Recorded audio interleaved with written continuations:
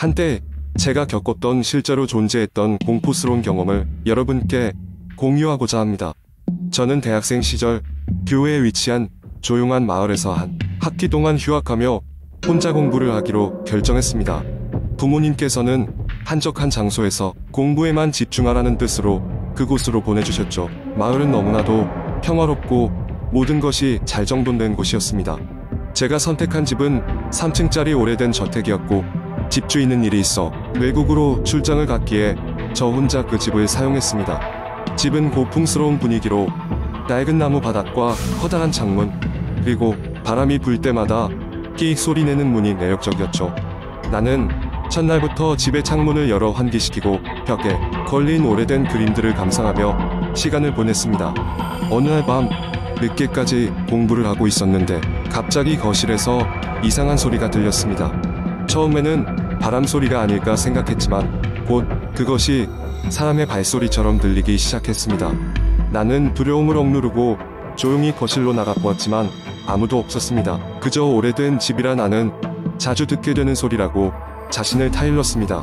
하지만 그로부터 며칠 후 이상한 현상이 반복되기 시작했습니다. 밤만 되면 발소리뿐만 아니라 문이 저절로 열리고 닫히는 소리, 심지어는 누군가가 낮은 목소리로 이야기를 나누는 듯한 소리도 들려왔습니다.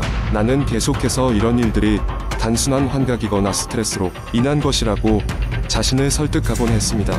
그러던 어느 날 밤 침대에서 잠을 자던 누군가가 내 방 문을 여는 소리에 깨어났습니다. 완전히 깨어난 나는 침대 머리맡에 등불을 켰지만 방 안에는 아무도 없었습니다. 너무나 무서워 한숨도 제대로 자지 못하고 날이 밝기를 기다렸습니다. 그 다음날 나는 마을 주민들에게 집에 대해서 물어보았습니다. 그들은 먼저 이상한 표정을 지으며 이런 얘기를 해주었습니다. 그 집은 오래전 한 행복한 가족이 살던 곳이었으나 어느 날 가족의 어머니가 예기치 않게 타계하시고 말았습니다. 아버지와 아이는 슬퍼하며 그 집을 떠났고 그 이후로 그 집은 폐가로 남아있다가 최근에서야 리모델링 되었다는 것이었습니다. 하지만 리모델링 후에도 밤마다 그 어머니의 영혼이 집주인을 찾아와 밤을 떠돈다는 소문이 돌았습니다.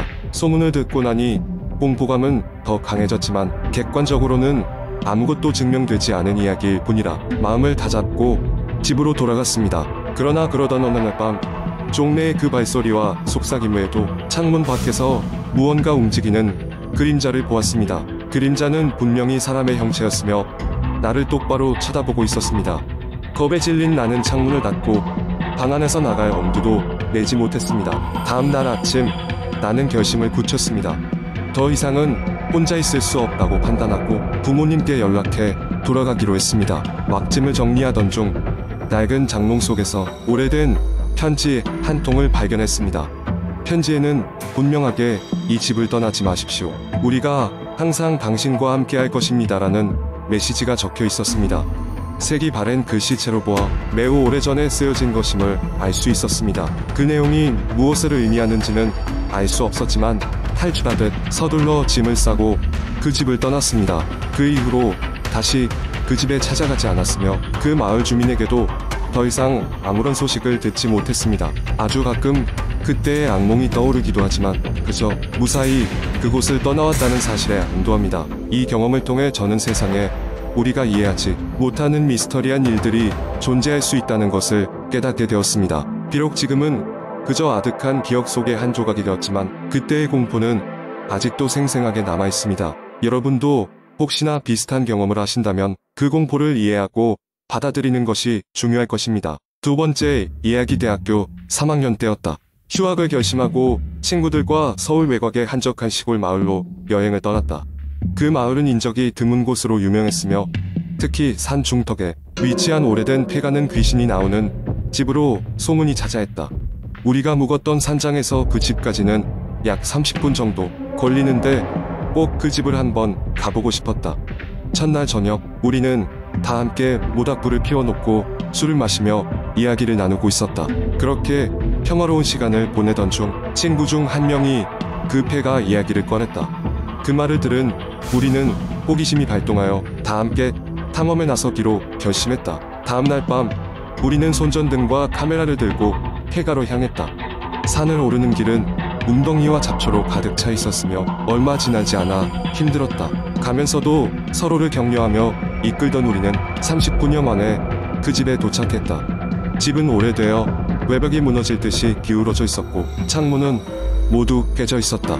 우리는 두려움과 호기심에 떨며 집 안으로 발을 들였다. 집안은 곰팡이 냄새로 가득했으며 바닥에는 깨진 유리 조각과 쓰레기가 널브러져 있었다. 몇 명이 카메라로 집의 내부를 찍기 시작했고 나는 손전등을 비추며 방을 하나하나 살펴보기 시작했다.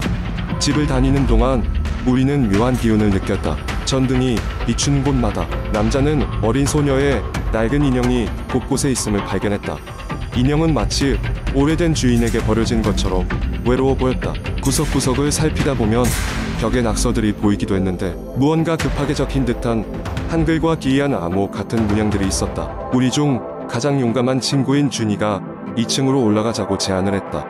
나는 내심 무서웠지만 끝까지 함께하기로 한 약속을 지키고 따라갔다. 2층은 1층보다 더 어두웠으며 바닥은 낡아서 발걸음마다 우드득 우드득 소리가 났다. 그러던 중 2층에 한 방에 들어섰을 때였다. 방의 한가운데는 큰 거울이 놓여 있었고 그 앞에는 작은 목재 의자가 있었다. 모두가 잠시 멈춰섰다. 그 순간 거울 속에서 모르는 여자의 얼굴이 비쳤다. 우리는 놀라서 도망치려 했으나 발이 움직이지 않았다.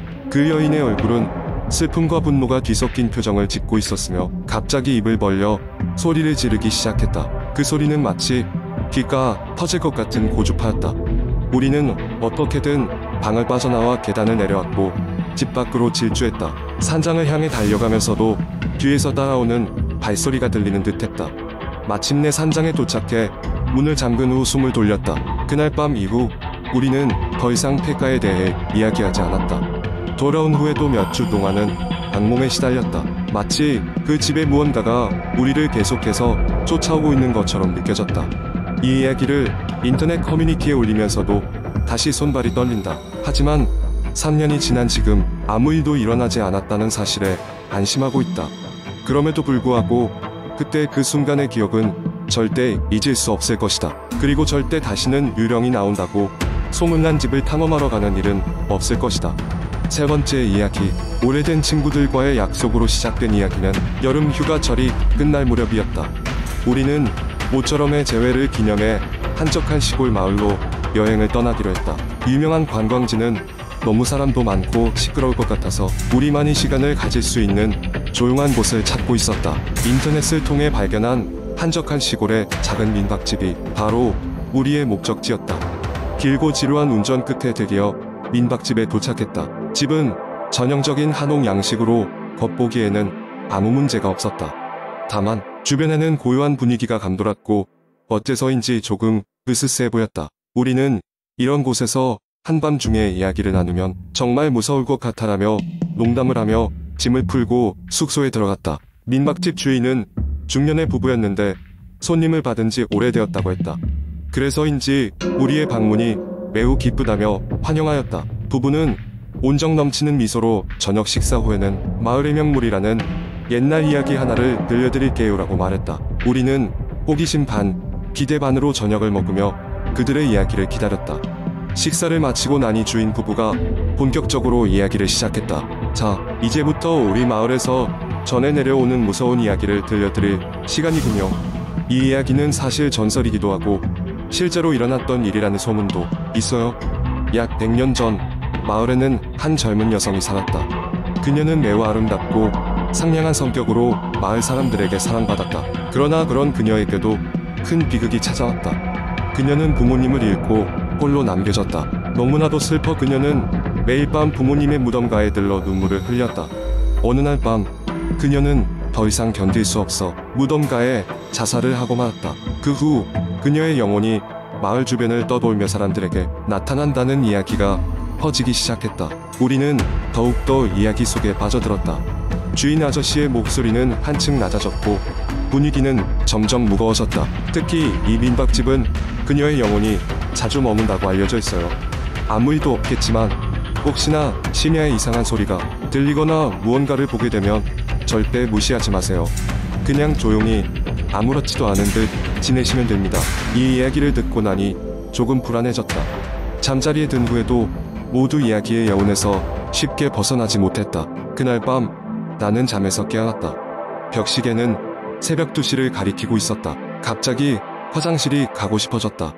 어두운 복도를 지나면서 괜히 신경이 곤두섰다. 희미한 불빛 속에서 무엇인가가 움직이는 듯한 느낌이 들었다. 복도의 끝에 있는 창문 쪽에서 누군가가 나를 바라보고 있었다. 식은땀이 흘렀다. 움직일 수 없을 정도로 몸이 굳어졌다. 그 사람은 서서히 다가오기 시작했다. 나는 숨을 죽이고 필사적으로 눈을 감았다. 다시 눈을 떠보니 거기에는 아무도 없었다.